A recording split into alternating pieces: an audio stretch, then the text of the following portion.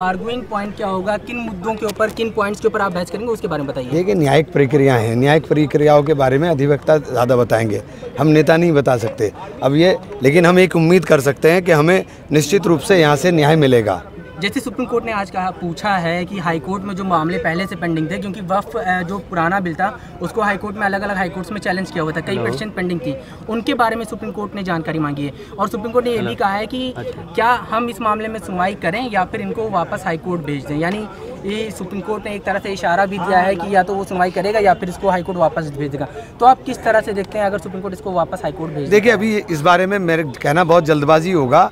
अभी supreme court में सुनवाई शुरू हुई है, सुप्रीम कोर्ट क्या फैसला करते हैं क्या नहीं करते हैं उसके बारे में अधिवक्तागणों के साथ मशवरा करके ही तभी कोई बयान दे पाएंगे। इस तरह बयान देने से तो कोई मतलब नहीं है। लेकिन सुप्रीम कोर्ट में सुनवाई शुरू हो गई, होपफुल हैं आप? निश्चित रूप से सुप्रीम कोर्ट से तो होपफुल होंगे ही, सुप्रीम कोर्ट से क्यों नहीं हमें न्याय की उम्मीद होगी। क्या मुख्य बिंदु हैं सर जो आप लोग उठा रहे हैं? देखिए, हमने कहा कि ओवरलैपिंग की गई है, संविधान की कई धाराओं के ऊपर ओवरलैपिंग की गई है। जो संविधान का मूल है, एक राइट टू इक्वलिटी की बात जब हम करते हैं, सबको समान अधिकार की, तो हमारे अधिकारों के ऊपर बुलडोजर चलाया गया है। इमरान मसूद साहब हमारे साथ हैं सर। जिस तरह से आज इस पूरा